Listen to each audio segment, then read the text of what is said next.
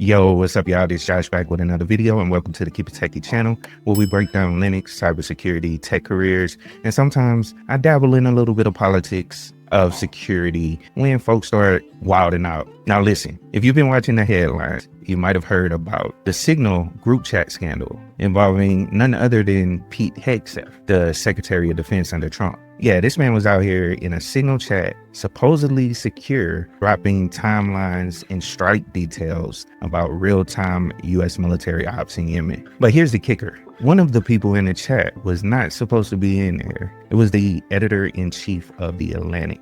And I know some folks are saying, well, it wasn't classified. But from those of us who have served, who had to take the derivative classification course every single year, we all know better. So in this video, I wanted to dig into what went down with that Signal thread, why it's dangerous to play loose with military information, and how the whole thing exposes the DEI hypocrisy that Hegseth's been pushing against while proving he's a DEI hire himself. So let's get into it.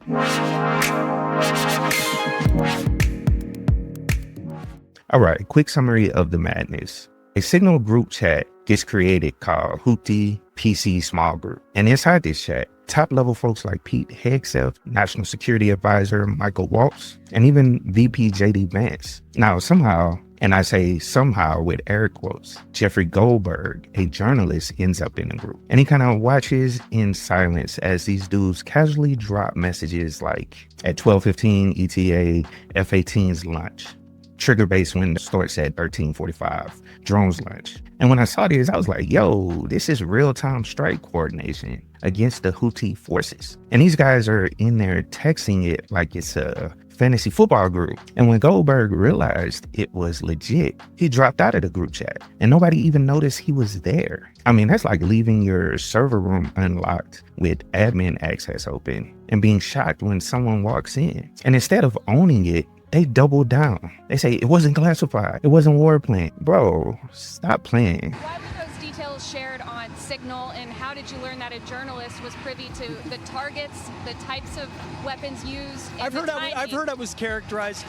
Nobody was texting war plans, and that's all I have to say about that. Thank you. I appreciate it. Now here's where I got to speak from experience. Every year we had to take a class called derivative classification. And if you served in the military, you probably remember that slideshow with the black and white examples. It drilled these into our head. Even if something's not marked classified, if it reveals operational capability, timing, or strategy, then guess what? It's classified by nature. And that's the whole point of classification, to protect national security before the enemy connects the dot. And what y'all think about this? Imagine a E4 soldier drop those same messages on Discord or Reddit. They'd be behind bars at Leavenworth by now. But Pete Hegseth, he gets to act as though no war plans were in here.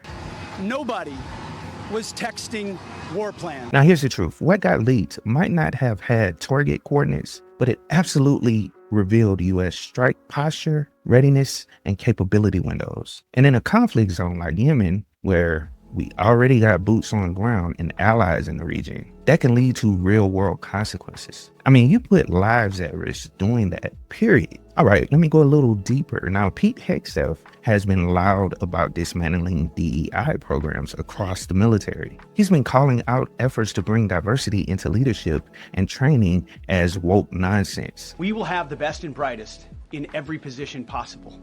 As you said in your inaugural, it is colorblind and merit-based.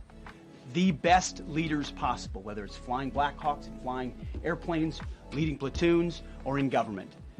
The era of DEI is gone at the Defense Department, and we need the best and brightest. But here's what doesn't sit right with me. You preaching about merit-based leadership, saying DEI is lowering standards. Meanwhile, you are out here violating basic OPSEC and classification principles in a group chat. Come on, man. That makes you the DEI hire, because clearly you weren't qualified for this seat at the table. So what is it really? DEI is only bad when it's about inclusion and equity, but y'all fine with political loyalty hires who ignore security protocols? That's what we call selective standards, or DEI for them, but privilege for y'all. And this ain't even about politics anymore. It's about basic competence and the hypocrisy of how we assign blame and expectations. Now, let's talk about the impact. This isn't just about a leak. This is about respect for the people in uniform. If you've ever been deployed like me, you know how real it gets. Every bit of info matters. One slip, one pattern exposed, one timestamp confirmed, and lives can be lost. This isn't a game. And when the people at the top don't treat it like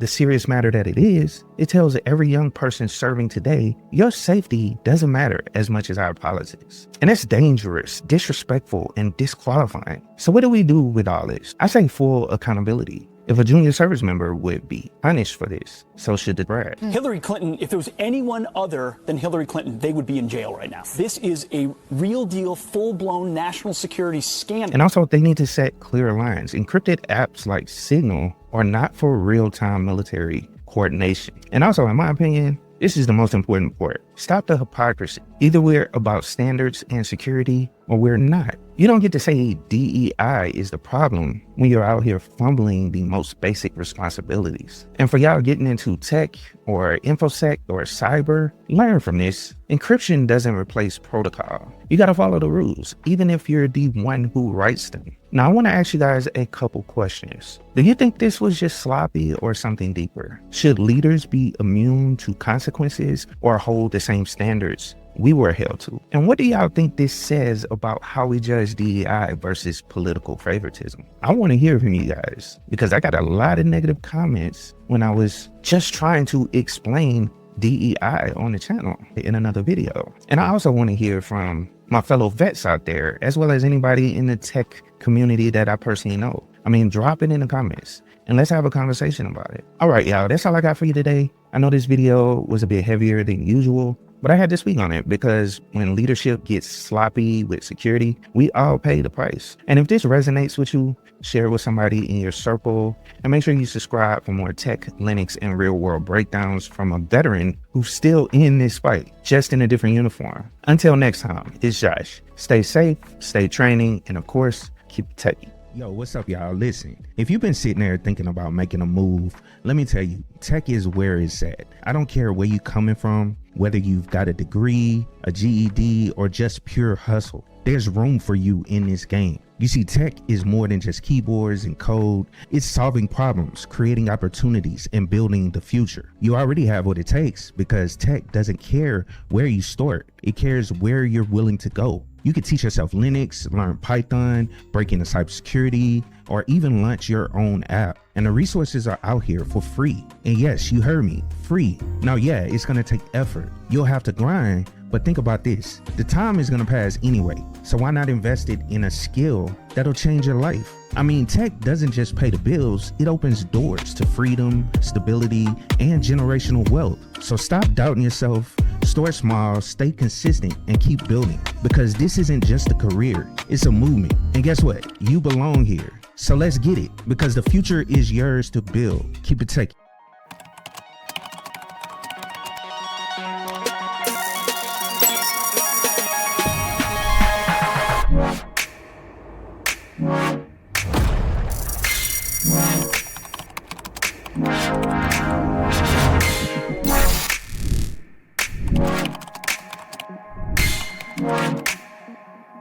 Wow.